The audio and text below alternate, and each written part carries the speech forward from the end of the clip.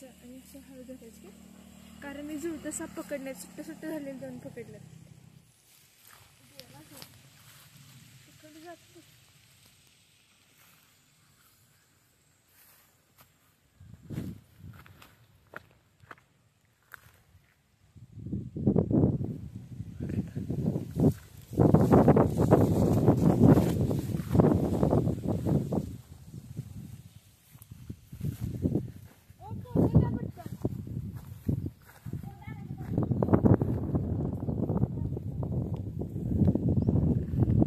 तो खाली ह्यात आहे खाली याच्या.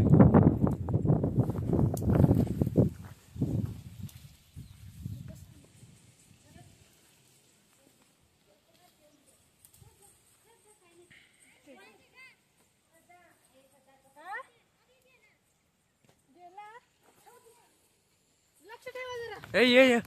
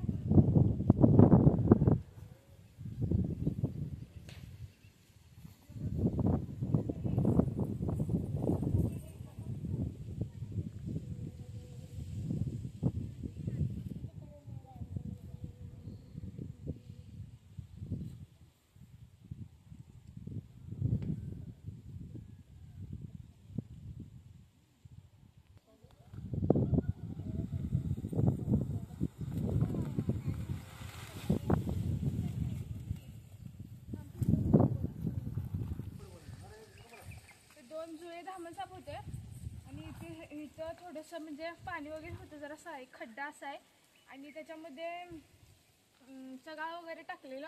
आणि इथं बऱ्यापैकी मानवी वस्ती आहे, पुढे रोड पण आहे, म्हणजे मानवी वस्ती आहे, मळ्यामध्ये घर आहे आणि इथं घर आहेत, लहान लहान मुलं आहेत त्यांची. आणि जरी बिनविषारी साप असले तरी जुळे साप आहेत, त्याच्यामुळं लोक जास्त म्हणजे भिलेले असतात. आणि अगदी घराच्या समोरच होतं आणि एक तिथं सापडला मला, एक तिकडं गेलेला, ते दोन्ही साप सापडले. आणि हे साप जिथं मानवी वस्ती नाही, जंगली एरिया अशा ठिकाणी यांना रिलीज करणार.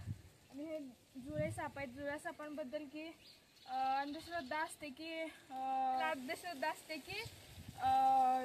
म्हणजे लोक साप दिसलेला हिरवा पीस टाक वगैरे असं टाकतात. त्या काकी पण पीस घेऊन आलेल्या त्याच्यात घेऊन जा म्हणून. आणि तसं काय सुद्धा नसतंय. कुठे गेलं त्या?